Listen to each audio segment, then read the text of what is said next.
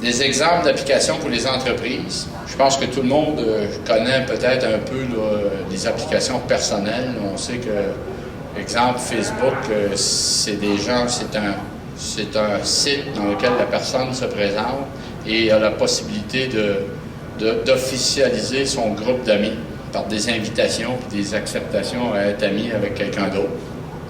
Mais quel exemple on peut voir pour l'intérêt pour les entreprises? Ça peut être pour créer une page en ligne et maintenir votre présence en ligne.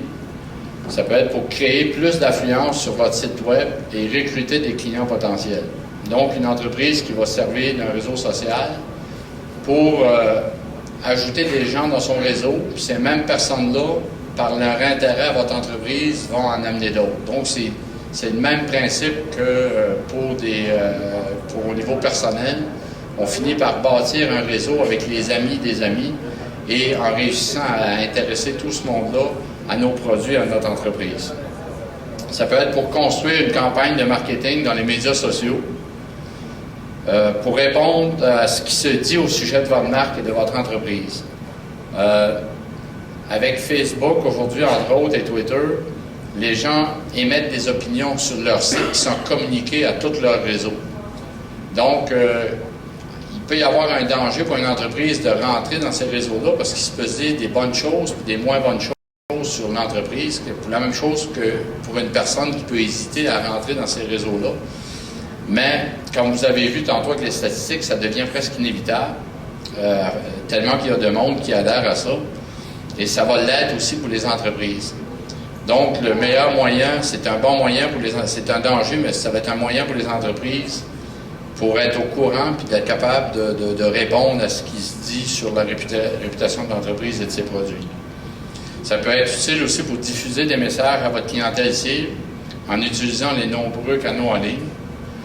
Ça permet surtout d'interagir avec vos contacts, des sondages d'opinion, des enquêtes, des discussions, des échanges, pour afficher des publicités en ligne à partir d'un budget modeste, pour joindre des groupes sociaux et économiques déjà sur le web dans votre région et dans votre secteur d'activité.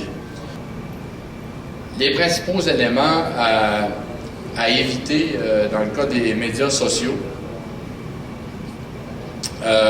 c'est la même chose qu'à l'époque des sites web. Là, il faut absolument éviter d'avoir des sites web qui sont désuets parce que ça donne une mauvaise image de l'entreprise, d'avoir un site qui ne se renouvelle pas, ça fait 2 ans qu'il n'y a rien de nouveau sur le site. C'est mortel, ça donne une mauvaise image au lieu de donner une bonne image. Au niveau des médias sociaux, faire bien attention de ne pas confondre les affaires avec les affaires personnelles. Parce qu'à la base, dans les médias sociaux, c'est des personnes qui sont là-dessus. Mais si on décide d'utiliser les médias sociaux pour une entreprise, une petite entreprise ou pour fin d'affaires, il faut éviter le plus possible d'avoir des choses trop personnelles. Aussi à éviter l'absence d'échange ou de contact avec les clients.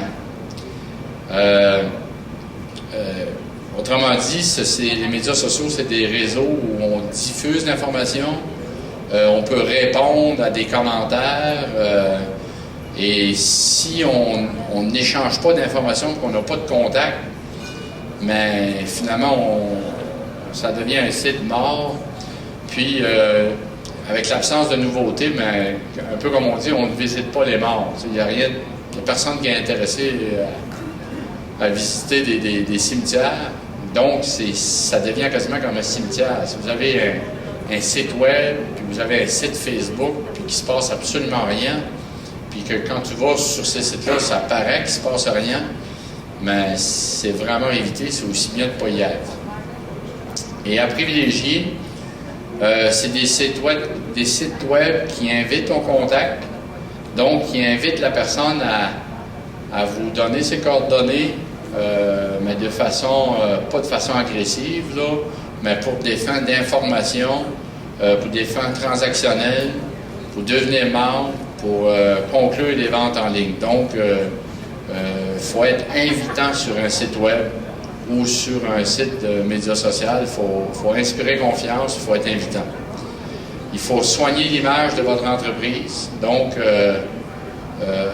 jamais sous-estimer toutes les gens qui peuvent visiter un site web ou un site de médias sociaux. Au niveau des médias sociaux, donc, ça doit être un contact vivant qui comprend des messages, des photos de l'entreprise, des photos des produits, des vidéos, c'est encore plus vivant, des promotions spéciales à l'occasion, des mises à jour fréquentes. On parle d'exemple de promotion spéciale, c'est un exemple pour susciter la curiosité.